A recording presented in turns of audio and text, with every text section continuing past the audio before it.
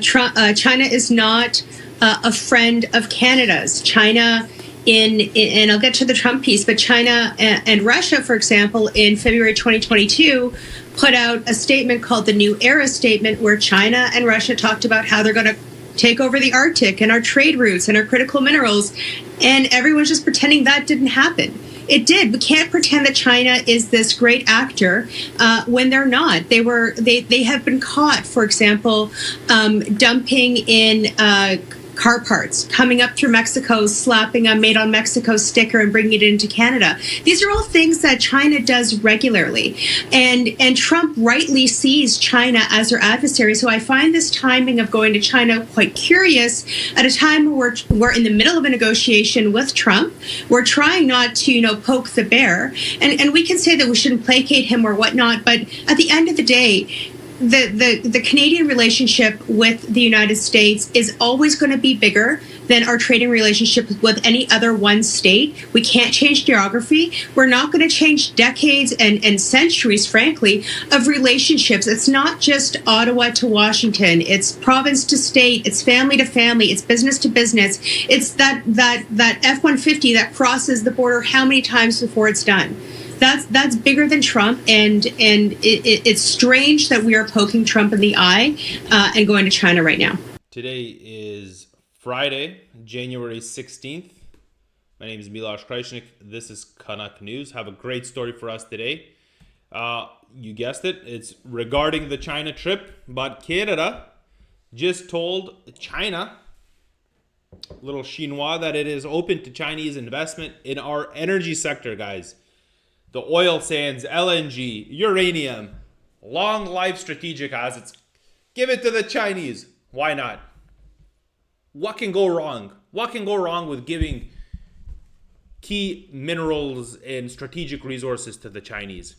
Guys, this is being sold as diversification, as pragmatism, as a necessary response to pressure from the United States. Guys, but this story is being framed the wrong way. The problem is not that the United States is unpredictable.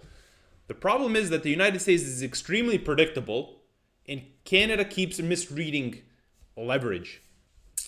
I'm going to get into the story real quick. It says Prime Minister Mark Carney's government said Thursday that it would welcome more Chinese investment in Canadian energy, including the oil sands, during a visit to Beijing that the Asian giant's premier called a new starting point for bilateral relations. Yes, let's get the Chinese into oil because they're such a good oil refiner, right? That's exactly what we need. We just need the Chinese to come and help us out, right?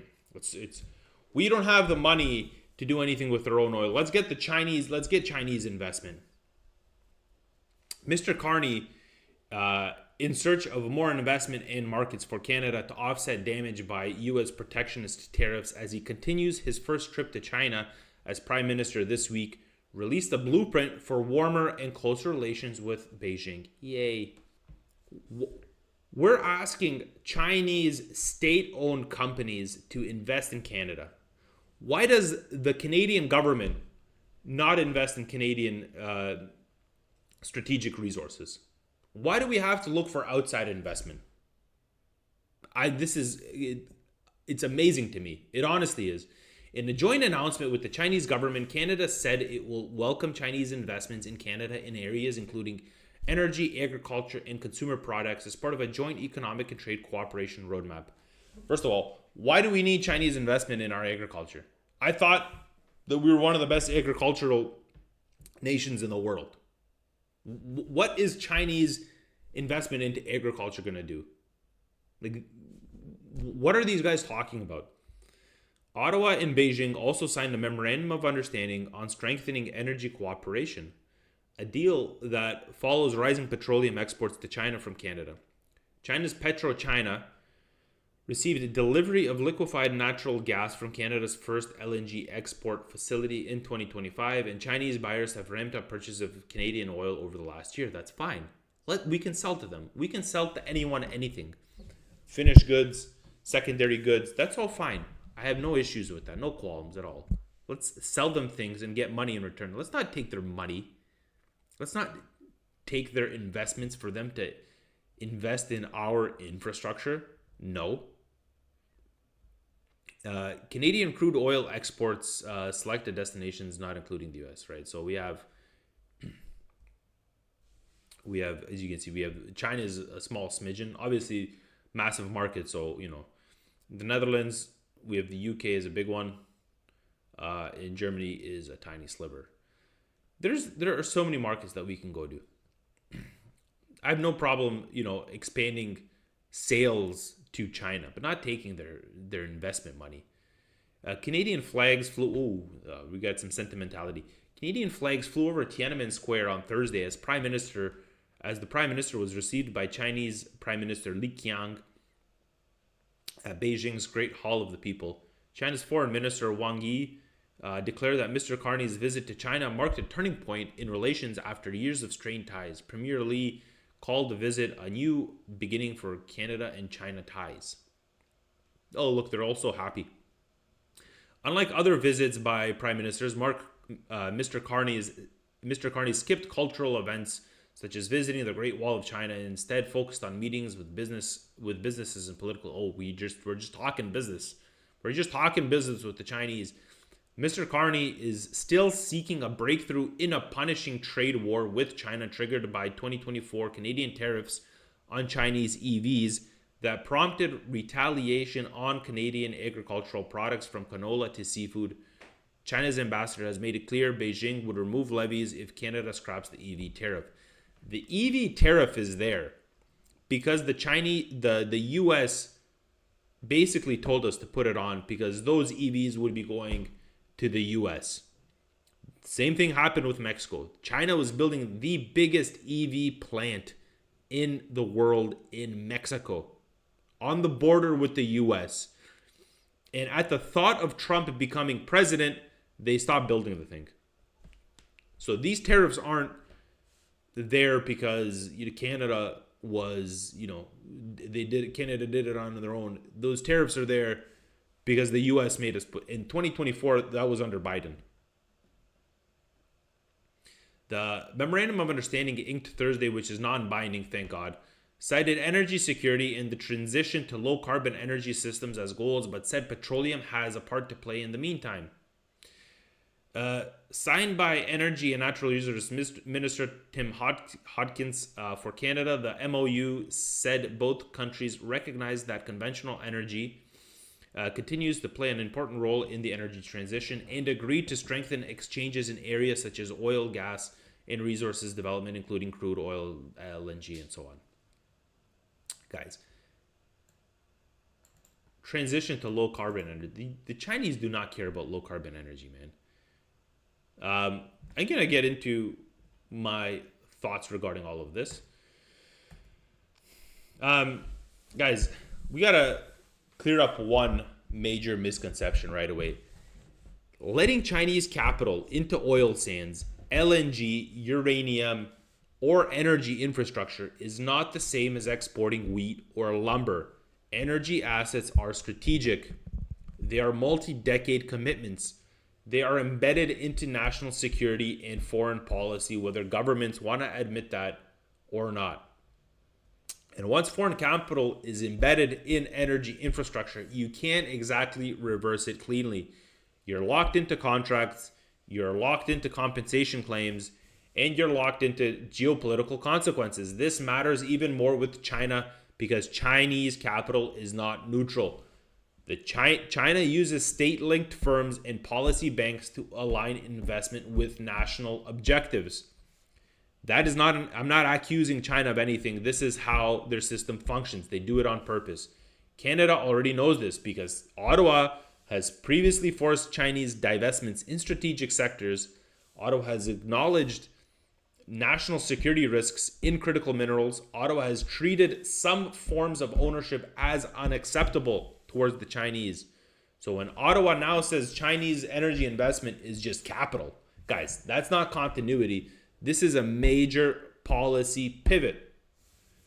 Guys, if this is just investment, why did Canada previously force Chinese capital out of their strategic sectors? Guys, you can't hold both positions without explaining the contradiction. And we should be forcing that contradiction. We should be asking for the accountability on that contradiction. And guys, this is really where the conversation has to stay grounded in evidence, guys. China has a documented pattern of economic coercion. The risk here is not normal trade negotiation. The risk is political retaliation through trade. And we've seen this play out repeatedly. The Chinese actively do this. They did it to Australia. Australia faced punitive tariffs and restrictions after political disputes. They put restrictions on their wine over a political matter. And those measures were lifted once with the relations thawed. Canada experienced the same dynamic. Canadian agriculture, including canola and other exports, had been targeted during diplomatic conflicts, guys. This establishes a pattern. Trade is leverage, and leverage gets used. Canada is particularly exposed because our leverage is narrow. Energy, agriculture, resources. That concentration makes Canada easy to pressure quietly and efficiently. No sanctions, no escalation, just targeted pressure that hurts fast. Guys, and when a country has used trade as a weapon before, you do not call deeper engagement diversification. You call it managed dependence. And one thing, this article talks about a bit is China is trying to, and we touched on it, but China's trying to go low carbon. It's green values matter to China. Guys, who are we kidding? Ottawa's framing this reset around shared net zero goals and clean energy alignment. The Chinese don't care about clean energy alignment. They manufacture clean tech very well. Hats off to them. They do an amazing job of producing clean tech, but they don't manufacture it cleanly. They've built more coal factories than anybody else in recent years. China invests in heavy renewables, yes. And China is also the world's largest coal consumer. Still, China continues to add coal capacity when it suits growth and grid stability. Guys, this is not hypocrisy, it's realism. So when Canadian officials invoke shared climate values to justify deeper energy partnerships, Canadians really need to ask the government, are we talking about principles, or are we using climate language to justify a capital hunt? Because if climate alignment were the driver, Canada would be prioritizing domestic industrial capacity, guys. And the elephant in the room behind all of this, guys, the way I see it, is the blowback from the US. And the blowback is going to be real. The blowback, Canada risks serious blowback from the US because the US is predictable. Whoever says the US is unpredictable under Donald Trump, that's just a lie. It is highly predictable once you accept the United States doctrine right now. And the doctrine is simple. Strategic industries stay inside the US security parameter. Allies are expected to align on China. Economic leverage is used openly. Punishment is fast when lines are crossed. Canada has already lived to this, guys. Canada arrested Huawei's CFO at Washington's request. Canada absorbed the diplomatic retaliation of that. Canada absorbed the economic fallout of that. And Canada did not control the escalation. That alone tells you where the real power sits, guys. There is no mystery about what would happen if Chinese state-linked firms began acquiring stakes in Canadian energy. The response would not be rhetorical. It would be mechanical. There would be pressure through trade, pressure through the USMCA interpretation, pressure through security and intelligence cooperation, pressure through regulatory friction. This would be framed in Washington as China expanding influence inside North American strategic supply chains. And Canada would not be treated as neutral. Canada would be treated as the weak link. This is the risk Ottawa is misreading, at least on paper. Maybe they're doing it on purpose. I'm not quite sure. But Canada is trying to reduce dependence on the United States, but the United States controls Canada's market access, the security umbrella, and the financial gravity. China can't replace that. China can only complicate it. And the real danger is not Chinese coercion alone, guys. The deeper danger is triggering US retaliation without gaining Chinese protection in return. China won't defend Canada in a US dispute. It won't. They don't care. China will simply extract concessions quietly while Ottawa absorbs the damage. Guys, this isn't sovereignty. We're just exposing ourselves even more.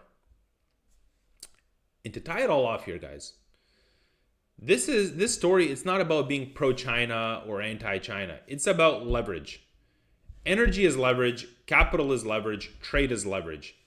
Canada is not diversifying power. It is misreading it. Ottawa is acting as if it can balance Washington and Beijing. In reality, it risks angering Washington while gaining only conditional access from China. Guys, this is not strategy. This is a drift. And countries that drift in a world of hard power usually discover the cost later, when the options are already gone. That's the real issue Canadians should be focused on, guys. This is all I have for today. I hope you guys liked today's episode. Please like, share, and subscribe. My name is Miloš Krajčnik. Stay informed, stay curious, and God bless Canada.